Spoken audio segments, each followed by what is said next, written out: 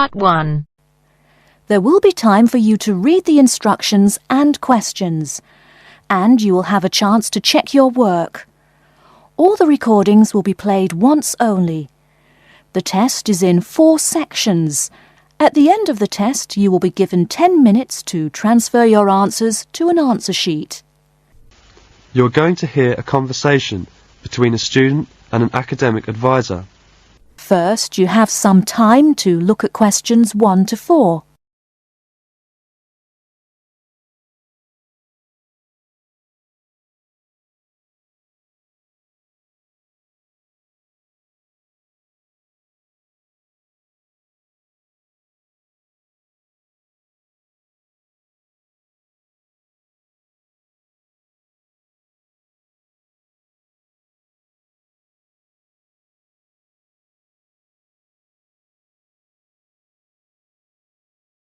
Hello there, you must be Jane. Please come in. My name is Mrs. Dunstan. Hello, Mrs. Dunstan. Pleased to meet you. All right, now, let's see. Now, you're interested in attending university in Canada, is that right? Yes, and I have a lot of questions to ask you. Okay, but before I begin to answer your questions, I need to ask you a few questions first. Now, your major is... Engineering. Mechanical engineering. Right, and where did you graduate? I graduated from the Beijing Institute of Machinery in July 1998. I completed my bachelor's degree. Okay, now, I'm assuming you'll want to continue studying in that field, am I right? Actually, I'd prefer to do an MBA if possible. But if I have no other choice, then I'll continue in mechanical engineering. Okay, now, are you familiar with the requirements for an MBA degree? Yes. Before you hear the rest of the conversation, you have some time to look at questions 5 to 10.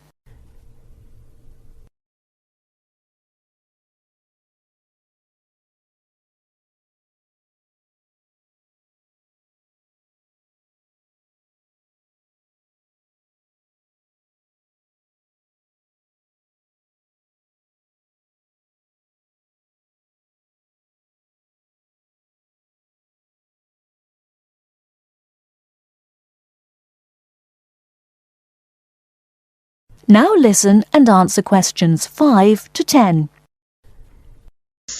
I think I need to do well on the GMAT, and I'll definitely need the TOEFL or Ielts, right? That's right. You'll need at least 600 on the TOEFL or 6.5 on Ielts.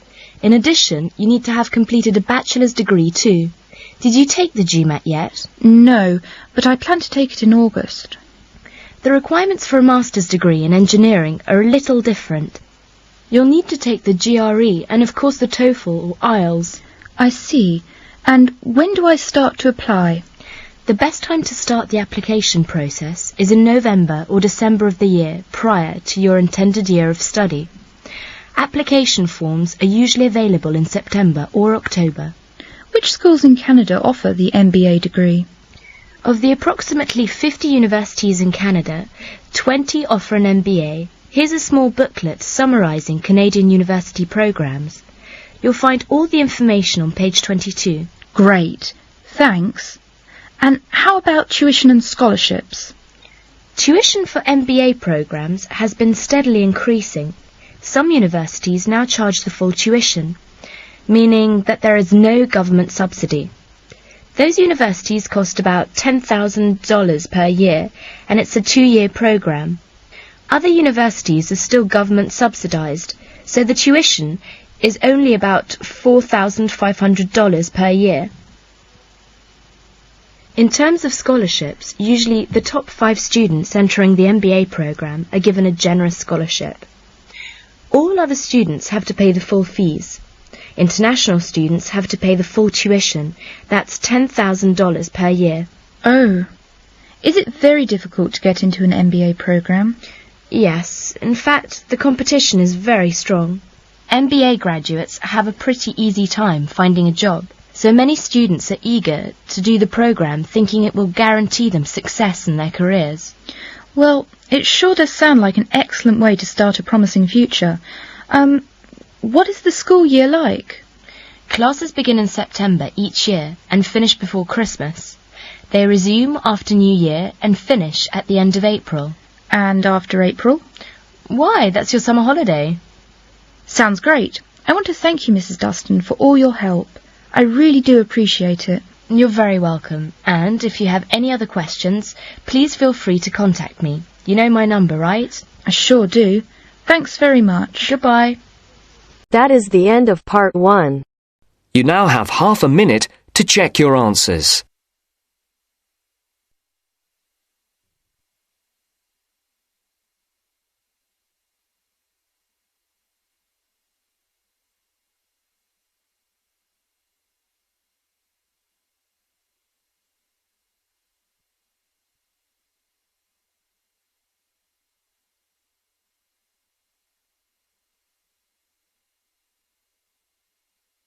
Now turns to part 2. Part 2. You will hear a talk by a tour guide. First, you will have some time to look at questions 11 to 17.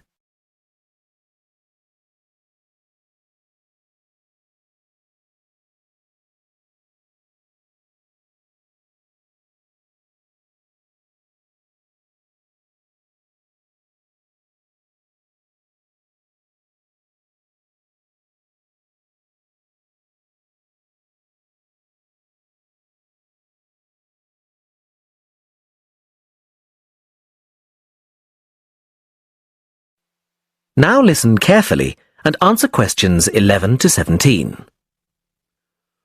Welcome to San Fernando City Tours. I'm Mark, your tour guide. We have a lot to see in 3 hours, so make sure you're comfortable.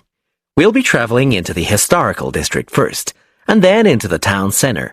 After that, it's out to the harbor, and we'll finish up at the lighthouse, just past the harbor. That will take us up to midday, and after that, you're free to do what you want. At the lighthouse, you'll have a chance to visit the tea room and take photographs of the magnificent coastline. Now, as we have only 3 hours, we won't be able to take you around the shopping district, but we think you'd prefer to look around the shops there in your own time anyway. San Fernando has some well-known tourist attractions, the lighthouse, for example, and the National Library. However, the little-known military museum is not to be missed. Be sure to visit before you leave. Now, there's a lot to do in San Fernando. Indeed, there really is something for everyone. For those who love the water, I can recommend a trip on the Seafarer, one of the most famous boats on the San Fernando River. It does an evening trip with a 3-course meal included. It's great fun for everyone, but especially for young people in their teens or 20s. After 9, there's a disco on the boat, and it gets really lively. Then there's a climbing wall near the town center. It's incredibly popular, with a large wall for expert climbers and a smaller wall for novices. There's a junior wall and a creche, so it's a great day out for those of you with kids. And if you like walking, there's some great walking tours. The City Sights tour is highly recommended, as is the walking tour by the coast. But that one's only for the fit, not really suitable for children or the elderly. For more mature people, or those less able to get around, I would suggest a tour around the vineyards. It can be done in the luxury of a coach, and it's a wonderful way to explore the region's wines. Before you hear the rest of the talk, you have some time to look at questions 18 to 20.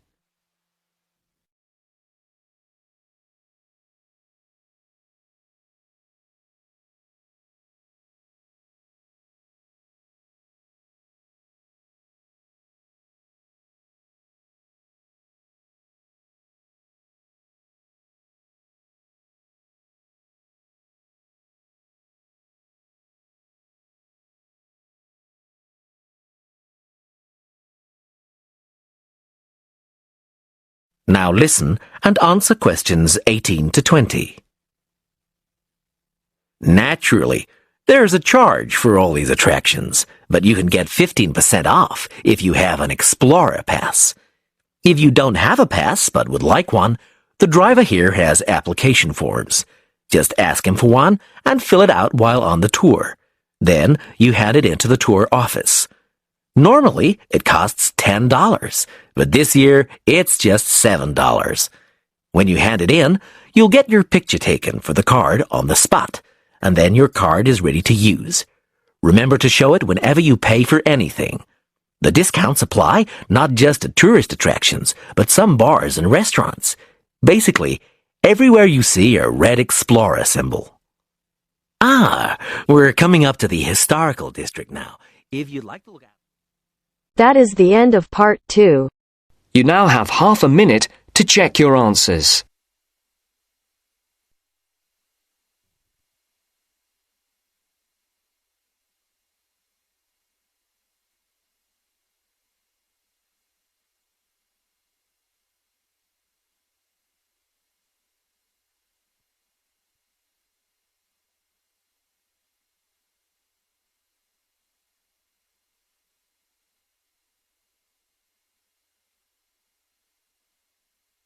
Now turns to part 3. Part 3. You will hear two friends discussing what to study at Mitchford University. First, you have some time to look at questions 21 to 27.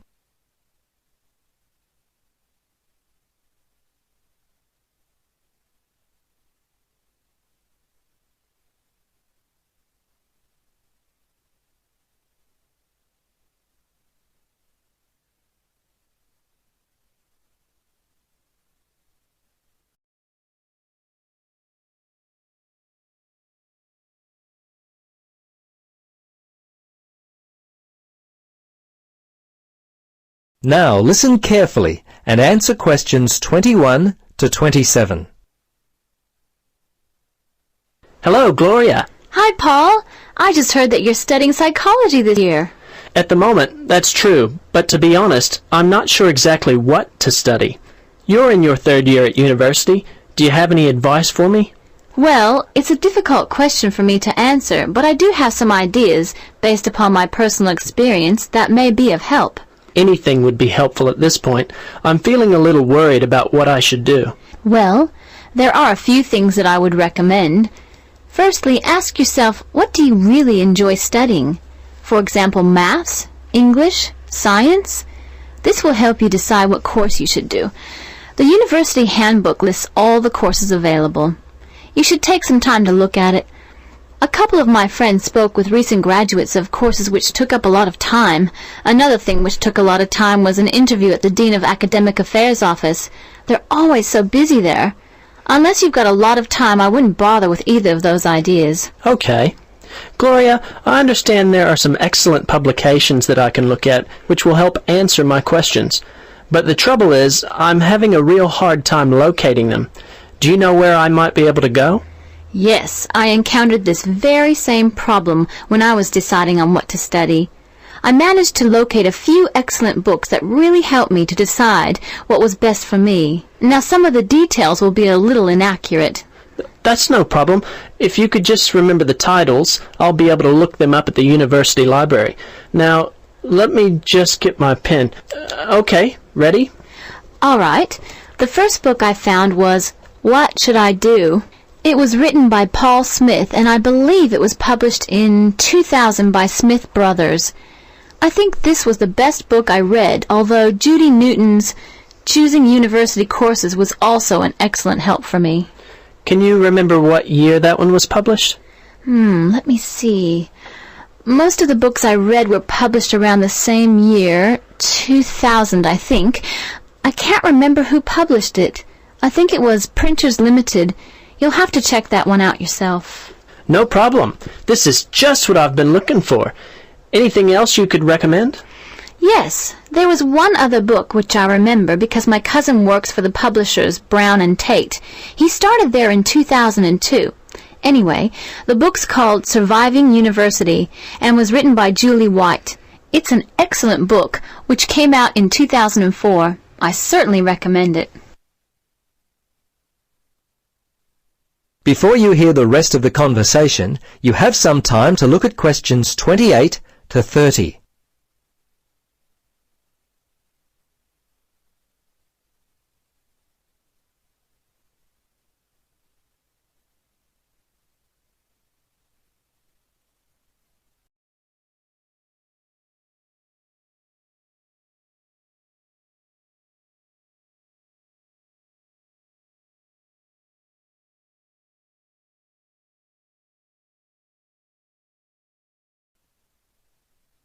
Now listen and answer questions 28 to 30.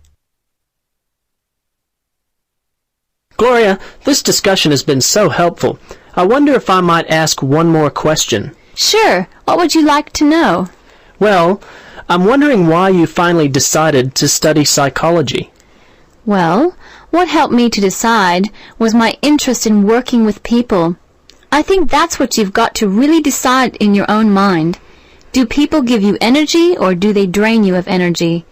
I asked my friends what they thought of my idea, and most of them thought it was a good choice. Yeah, you know, I think my parents or family members who know me well would be a good place to start. I think if you like to research subjects, you might prefer to work by yourself. That could help you to decide what area you should study. For me, I like working with numbers, and I knew psychology involved a lot of this, so that also helped me to choose my course of study. The bottom line is you've really got to know what you naturally like to do. Once you work that out, you simply choose areas of study that relate to those things. Well, Gloria, I can't thank you enough for your time. Would you be interested in joining me for a coffee? That is the end of part 3. You now have half a minute to check your answers.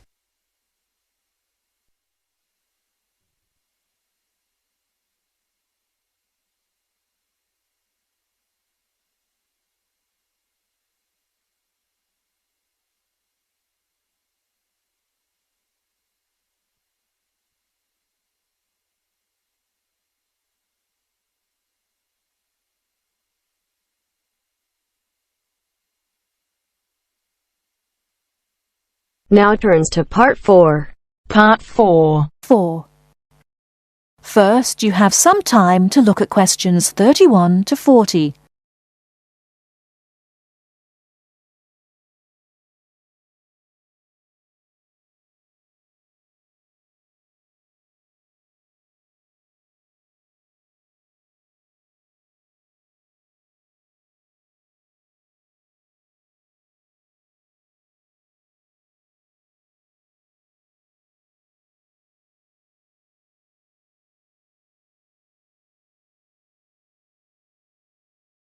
Now listen carefully and answer questions 31 to 40.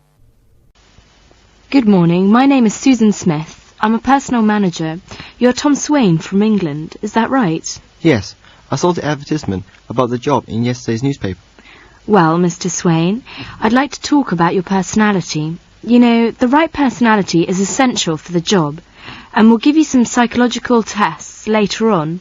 Perhaps you would like to tell me a little about yourself. Certainly. What would you like to know? Well, you know, human relations are going to be particularly important in this job. Tell me, do you get on well with people?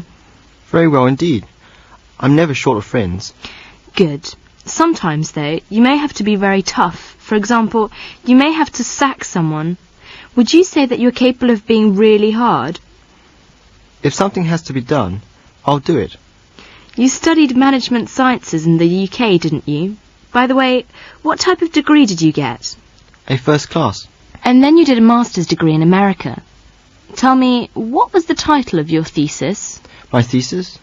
Organisational Factors in Successful Exporting.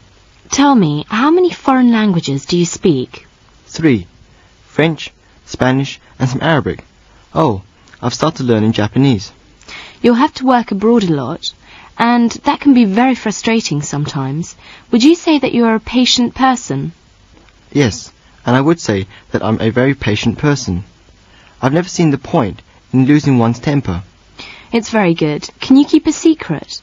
A lot of the information you'll be dealing with will be classified. It will be quite safe with me. And then you'll have a lot of reports to write. Often under pressure. Do you think you can write for a deadline? I usually get things finished on time. The pressure often helps. Oh, and have you got a good memory? That's essential. I'm very good at remembering names and conversations, and I'm fairly good at facts and figures, but I can't remember places. Do you... That is the end of part 4. You now have half a minute to check your answers.